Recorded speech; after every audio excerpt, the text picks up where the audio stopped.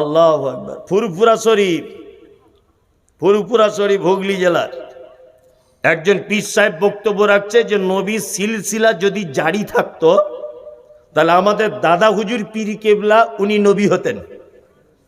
বলছে উনি নবী হতেন। আল্লাহু আকবার। আর একটা গাঁজা করে দল বার হয়েছে আলা হজরত, দেখেছেন না আলা হজরত? ওই 2-3 জন আছে, মুর্শিদাবাদে বাড়ি, বড় বড় পাগড়ি পরা, হ্যাঁ, আর পান খায়, গুটকা খোর।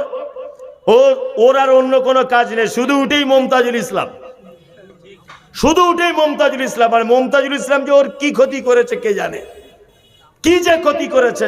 আমি এতটুকু ক্ষতি করেছি যে তোমার তাবিজ হারাম বলেছি, আমি এতটুকু ক্ষতি করেছি নবী দিবস হারাম বলেছি, আমি তোমার এতটুকু ক্ষতি করেছি, আমি বলেছি দাঁড়িয়ে কিয়াম করা পচা বেদাত। শুধু বেদাত নয়, পচা বেদাত। শুধু বেদাত হলে তবুও হতো, মারাত্মক পচা বেদাত। শুধু এই কথাটা বলে দিয়েছি আমি বলে দিয়েছি সবে বরাত পচা বেদাত, কুলখানি পচা বেদাত, চল্লিশা পচা বেদাত, মুসলমানির খানা ইসলামে অবৈধ। শুধু এটা বলেছি, এই জন্য ও 24 ঘন্টা আমাকে গাল দেয়, 24 ঘন্টা। মুর্শিদাবাদে বাড়ি, আলা হজরত পার্টি। তোমার আলা হজরতের 10 পয়সা দাম আছে? কিসের আলা হজরত? ইসলাম চলে একজন মানুষের মতাদর্শের উপরে, তিনি কে? মুহাম্মদ সাল্লাল্লাহু আলাইহি ওয়াসাল্লামের মতাদর্শের উপর ইসলাম চলবে। কে আলা হজরত আর কে তোমার পীর আর কে খেজুর, কে দেওবন্দ আর কে অমুক মাজার, এসব দিয়ে ইসলাম চলবে? চলবে? চলবে না। বলছে তুমি কি? বলছে আমি ফুরফুরা পন্থী। এই গাধা কোথাকারে, ফুরফুরাতে একটা জায়গার নাম। বলছে তুমি কি? বলছে আমি বেরেলি। এই বোকা, বেরেলি একটা জায়গার নাম। বলছে তুমি কি? বলছে আমি দেওবন্দি। দেওবন্দ একটা জায়গার নাম। তুমি কি? বলছে আমরা চিস্তি। এই গাধা, ওটা খাজা মঈনুদ্দিন চিস্তির উপাধি। তুমি কি? বলছে আমরা নকশবন্দি। এই বিয়াদব কোথাকারে, ওটা তো একটা মানুষের টাইটেল। তুমি কি? বলছে আমি ঘুটিয়াবি। ঘুটিয়াবি তো দক্ষিণ 24 পরগনা, ঘুটিয়া শরীফ একটা জায়গার নাম। জায়গার নাম দিয়ে মাঝহাব হয়? বিয়াদব কোথাকারে। বুঝো তুমি কিছু ইসলাম? খুব সহজ নয়, জান্নাত যাওয়া তো অত সহজ নয়। একটা কথা বলে দিচ্ছি, শুনে রেখে দেন। সব জায়গাতে আমাকে বলছে কমেন্ট করে করে যে আপনি মুসলিমদের কি করে ঐক্য হবে সেই বক্তব্য রাখেন না, আপনি শুধু বিভেদ সৃষ্টি করেন। এই বলছে বোকা, তুই বুঝিস হাদিস কোরআন? আল্লাহ কোরআনে বলেছে আতাসিমু বিহাবলিল্লাহি জামিয়া ওয়ালা তাফাররাকু, তোমরা আমার রশিটাকে মজবুত করে ধরো, তোমরা আমার রশিটাকে মজবুত করে ধরো, এক অপরে বিচ্ছিন্ন হয়ে যাব না, এক অপরে তোমরা দলভুক্ত বিভক্ত হয়ে যেও না। আরে পাগল, এই রশিটা মজবুত করে কাদের সাথে ধরবো? মাজার পূজারীদের সঙ্গে আমরা রশি ধরতে যাব না, ওরা মুসলিম নয়, শিরিক করে, বেদাত করে, প্রকাশ্য নবীর হাদিস থাকার পরেও নতুন নতুন কাজ যারা আবিষ্কার করে বেদাতি, এদের সঙ্গে রশি ধরা যাবে না। যারা শুধুমাত্র তাওহীদের উপরে অটুট রয়েছে, এদের সঙ্গে ঐক্যবদ্ধ হতে হবে। পীর ফকির মাজারের সঙ্গে ঐক্যবদ্ধ হওয়া যাবে না। আল্লাহ সুবহানাহু ওয়া তাআলা বলছেন, কি বলছেন? ওয়াউলি কুরবা, মুশরিকরা যদি তোমার নিকট আত্মীয় পর্যন্ত হয়, তার সঙ্গে তুমি সম্পর্ক বিচ্ছেদ করে দাও, সম্পর্ক রেখে দিও না, এবং তাদের জন্য ক্ষমা প্রার্থনা পর্যন্ত করো না। সূরা তওবা আয়াত নাম্বার 113। মুশরিকদের জন্য ক্ষমা প্রার্থনা করা যাবে না, তাদের সঙ্গে আত্মীয় পর্যন্ত করা হারাম। আল্লাহ বলেছেন সূরা তওবা আয়াত নাম্বার 113, খুলে দেখবেন আপনি। আল্লাহু আকবার। নবীকে ভালোবাসতে হবে, নবী যেটা নিষেধ করেছে ছেড়ে দিতে হবে, করতে বলেছে করতে হবে। আর নবী করতে বলেনি এমন কোন আমল যদি মানুষ করে, তার নাম বেদাত, তাই না? হাজী সাহেব শুনছি হজ করতে গেছিল কিছুদিন আগে, হাজী সাহেব হজ করতে গিয়েছিল, আমিও কিছুদিন আগে গিয়েছিলাম আলহামদুলিল্লাহ। তো মক্কাতে ভালো করে বুঝবেন, মসজিদে নববীতে তাকবীর হচ্ছে নামাজের পর, আজানের পর, আল্লাহু আকবার, আল্লাহু আকবার, আশহাদু আল্লা ইলাহা ইল্লাল্লাহ, আশহাদু আন্না মুহাম্মাদার রাসূলুল্লাহ, হাইয়া আলাস সালাম, হাইয়া আলাল ফালাহ, ক্বাদ কামাতিস সালাহ, قد قامت الصلاة الله أكبر الله أكبر لا إله إلا الله الله أكبر নামাজ শুরু তাকবীরের প্রত্যেক শব্দ একবার একবার করে বলল মদিনার মসজিদে কাবাতে একই নিয়ম ভালো করে বোঝার চেষ্টা করবেন হ্যাঁ হাজী সাহেব হজ করে এলো ওইখানে নামাজ পড়ার পর সঙ্গে সঙ্গে জানাজা শুরু হয়ে যায় মানে মৃত্যু মানুষদের অনেক লাশের ভিড় জানাজা পড়ায় ইমাম সাহেব বুঝলেন নামাজ পড়ি উঠে যায় একটুখানি জিকির করার মতো টাইম দিয়ে উঠে যায় উঠে জানাজা শুরু হয়ে যায় তারপর যে যার মতো বাড়ি চলে যাচ্ছে ওখানে নামাজের পরে কোনো দোয়া টুয়া কিছুই হাত তুলে হয় না হাজী সাহেব কেউ আছে হাজী সাহেব কেউ আছে এখানে আছে হাজী সাহেব একজন বলুন তো দেখি এটা হয় হয় না আচ্ছা বলুন মদিনার মসজিদে নামাজ পড়লে কত রেকাতের নেকি জানা আছে 1000 রেকাতের নেকি 2 রেকাত মসজিদে নববীতে নামাজ পড়লে কত রেকাতের নেকি 1000 আর কাবাতে যদি কেউ পড়ে 1,00,000 রেকাতের নেকি তাহলে 1,00,000 রেকাতের যেখানে নেকি আর যেখানে 1000 রেকাতের নেকি ওখানে দোয়া কবুল বেশি হবে না আপনাদের নাস্টলাতে দোয়া কবুল বেশি হবে কোনটা ওইখানে বেশি হবার চান্স আছে তাই না হ্যাঁ ওইখানে বেশি চান্স আছে তা ওইখানে দোয়া হয় না আর হাজী সাহেব দেখতে পাচ্ছি হজ করার পরে বাড়িতে চলে এলো বাড়িতে আসার পরে ইমাম সাহেব আল্লাহু আকবার আল্লাহু আকবার আল্লাহু আকবার আল্লাহু আকবার আশহাদু আল্লা ইলাহা ইল্লাল্লাহ আশহাদু আল্লা ইলাহা ইল্লাল্লাহ তাকবীরের প্রতিটা শব্দ দুবার করে বলছে আর নামাজ পড়ার পরেই আল্লাহুম্মা আমিন রব্বানা আতিনা সবাই মিলে দেখছি দোয়া করছে নামাজ পড়ার পরেই এরকম করছে এরকম করছে করে কি করে না করে তা হাজী সাহেব তুমি কই প্রতিবাদ করতে পারলে না তুমি হজ করতে গিয়েছিলে না মরিয়াম খেজুর কিনতে গিয়েছিলে হ্যাঁ তুমি কি করতে গিয়েছিলে মক্কাতে 70 টাকা বাড়ি এসে বললে না এই ইমাম সাহেব এখানে একবার করে বলে তুমি 2 বার করে বলছো কেন এটা বলা যায় না ইমাম সাহেবকে এটা বলতে পারলো না যে নামাজের পরে তুমি দোয়া বলার হাদিস কোথায় পেলে এটা বলতে পারলো না মানে ও গিয়েছিল কিছু বুঝে না লেখাপড়া জানে না খেজুর কিনে নিয়ে জমজমের পানি নিয়ে চলে এসছে ও কিছু বুঝে না আর কি বললাম বুঝলেন আল্লাহু আকবার আল্লাহ তুমি আমাদের সকলকে সঠিক বোঝা তৌফিক দান করো আমিন আমিন সুন্নত আর বেদাত বোঝার চেষ্টা করুন জানাজার নামাজ পড়তে গেছি তা একজনের লোক বলছে সবাই দোয়া বলুন মিনহা খালাকনাকুম ওয়া ফিহা নুঈদুকুম ওয়া মিনহা নুখরিজুকুম তারাতান উখরা মাটি দেওয়া দোয়া বলুন আমি তখন বলে দিয়েছি একজনও বলবেন না বিসমিল্লাহ বলে মাটি দিন তো একজনা চাচা বলছে তুমি কোন মৌলভী সাহেব হ্যাঁ কিছু বুঝো বলছি ওরে চাচা আমি বুঝি না তুমি বুঝো তুমি কোন মাদ্রাসায় পড়েছিলে চাচা বলছে মাদ্রাসায় পড়িনি তবে এটা তো কোরআনের আয়াত বললি ক্ষতি কি আমাকে বলছে বললে ক্ষতি কি বলছে ও বোকা কোথাকারে তুমি বুঝো কোরআনের আয়াত বলে যে সব জায়গায় বলা যাবে তার কোনো প্রমাণ আছে আছে নাই ফেরাউন এর নামটা খারাপ না ভালো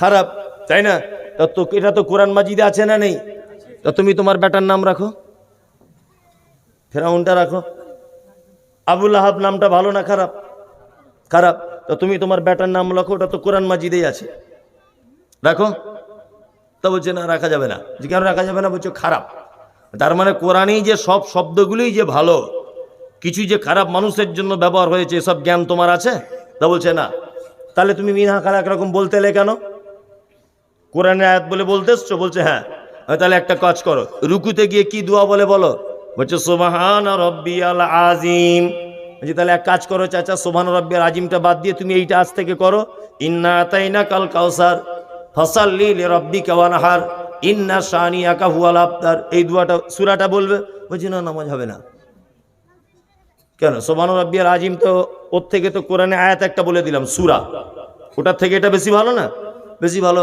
তার মানে বোঝা যায় যেখানে সেখানে যে কোনো দোয়া বলা যাবে না প্রমাণ থাকতে হবে মুহাম্মদ সাল্লাল্লাহু আলাইহি ওয়াসাল্লাম ওটা করেছিলেন কি না যদি করে থাকে তাহলে করুন যদি না করে থাকে তাহলে বর্জন করুন চলুন এবার পৃথিবীতে যত জিনিস আছে প্রেম বা ভালোবাসার আমরা কোন কোন জিনিসের থেকে নবী মুহাম্মদ সাল্লাল্লাহু আলাইহি ওয়াসাল্লামকে বেশি ভালো বাসবো। একটা সিরিয়াল আল্লাহ তাআলা কোরআন মাজিদে দিয়েছেন। আর পৃথিবীর যত ভালোবাসার জিনিস সব ভালোবাসাকে এক জায়গায় করে দিয়েছেন। এক, আল্লাহ বলেন কুল ইন কানা আবাউকুম, সারা পৃথিবীতে যত মোহব্বতের জিনিস আছে, টাকা পয়সা, গাড়ি বাড়ি, বিবি বাল বাচ্চা, যা কিছু আছে, আল্লাহ তাআলা সর্বপ্রথম ভালোবাসার জিনিস হিসাবে বেছে নিয়েছেন আবাউকুম। বেটারা শুনে রেখে দাও, পৃথিবীতে সব থেকে মোহব্বতের জিনিস তোমার আব্বার মা। সব থেকে মোহব্বতের জিনিস কে? আব্বার। গতকাল জলসা করলাম, ওই জায়গাটার নাম জালালপুর, মালদা। সোশ্যাল মিডিয়াতে এটা দেখবেন। এ রবিউল আছে, এই তো রবিউল বসে আছে, জ্যান্ত মানুষ সাক্ষী। তা কালকে একজনকে জিজ্ঞেস করছি, আল্লাহর পরে পরে সব থেকে বেশি ভালোবাসে তোমাকে কে? একটা লোককে বলছি, তো বলছে আমার বহু। তোমার আব্বা মা? বলছে ওর থেকেও বেশি। মানে ও আর কি বহু ছাড়া কিছু বুঝে না। কি বললাম বুঝলেন? তা বর্তমান পরিস্থিতি কিন্তু তাই না? হ্যাঁ, সুন্দরী বহু পেয়ে গেছে, সব ভুলে গেছে। আর আমাদের সত্যি মানে নারীদের প্রতি যে ভালোবাসা, এটা এখন আনুষ্ঠানিকভাবে পরিণত হয়েছে। আল্লাহু আকবার, অনুষ্ঠান হয়েছে, তাই না? এই যে 14ই ফেব্রুয়ারি আপনারা দেখতে পাচ্ছেন, আর দুই একদিনের ভিতরে 14ই ফেব্রুয়ারি ভ্যালেন্টাইন্স ডে, তাই না? একটা গোলাপ নিয়ে একজনের হাতে আর একজন দিবে 500 টাকা খরচ। তার মানে ও নারীকে এমনি ভালোবাসে না, 14ই ফেব্রুয়ারিতে ভালোবাসে। আল্লাহু আকবার। এটা একটা বিদেশের মানুষদের রীতিনীতি, মুসলিম ঘরে পর্যন্ত পৌঁছে গেছে। যায়নি? এর ইতিহাস হচ্ছে এই যে 200 খ্রিস্টাব্দে রোমানের বাদশাহ একটা বিল পাস করেছিলেন। রোমান খ্রিস্টানদের বাদশাহ, তিনি একটা বিল পাস করেছিলেন পার্লামেন্টে 200 খ্রিস্টাব্দে। বিল পাস করেছিলেন, রোমানের কোনো যুবক ছেলে বিবাহ করতে পারবে না, কারণ বিবাহ করলে সে তার স্ত্রীর সঙ্গে সেক্স করলে শারীরিক দিক দিয়ে দুর্বলতা হয়ে যাবে, যুদ্ধতে কাজ করতে পারবে না, যুদ্ধতে লড়াই করতে পারবে না। ওই জন্য 3 বছর যাবৎ রোমানে তখনকার দিনে 200 খ্রিস্টাব্দের যুবকদের বিবাহ বন্ধ ছিল। এর বিরুদ্ধে প্রতিবাদ করেছিলেন সাহসী যুবক, তার নাম হচ্ছে ভ্যালেন্টাইন, তার নাম, যুবকের নাম। ইনি প্রতিবাদ করেছিলেন, রোমান সম্রাট, তোমার এই আইনকে 10 পয়সাও দাম দিই না, কারণ যুবক যদি বিবাহই করতে না পারে তাহলে কিন্তু যুবক এক পর্যায়ে নিজেকে হারিয়ে ফেলবে। সেক্স ক্ষমতা যদি তার প্রয়োগ করতে না পারে নারীর সঙ্গে, এক পর্যায়ে সে তার নারী পুরুষ হিসাবে মানে যৌন চাহিদা মেটানোর জন্য সে তার মায়ের সঙ্গে, বোনের সঙ্গে পর্যন্ত খারাপ কাজে লিপ্ত হবে। তিনি এই প্রতিবাদ করেছিলেন বলে 14ই ফেব্রুয়ারি ভোর 5টার দিকে রোমানের সম্রাট তাকে ফাঁসির কাস্টে ঝুলিয়ে ফাঁসি দিয়েছিলেন। সেই ছেলেটার নামে আজ 14ই ফেব্রুয়ারি বর্তমান বাজারে বিরাজ করেছে প্রেম আর ভালোবাসার দিবস হিসাবে। এটা একটা নোংরা নীতি। কলকাতার অজস্র পার্কে, মালদার পার্কে, বিভিন্ন ধুলিয়ানের পার্কে, বিভিন্ন জায়গাতে নারী পুরুষ একাকার হয়ে এই বেহায়া দিবস মুসলিম ছেলে মেয়েরা পর্যন্ত পালন করে না? মুসলিমরা পর্যন্ত পালন করে।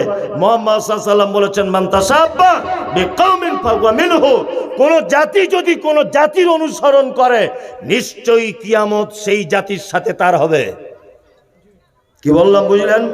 14ই ফেব্রুয়ারির জন্য যে সমস্ত যুবক ভাইয়েরা প্রস্তুতি গ্রহণ করছেন, আপনাদের কাছে বিনীত অনুরোধ, আপনার পক্ষে নারীকে সম্মান জানাবার নির্দিষ্ট কোনো টাইম, নির্দিষ্ট কোনো নিয়ম নীতি আল্লাহ বা হযরত মুহাম্মদ সাল্লাল্লাহু আলাইহি ওয়াসাল্লামের পক্ষ থেকে কোনো আদেশ নেই।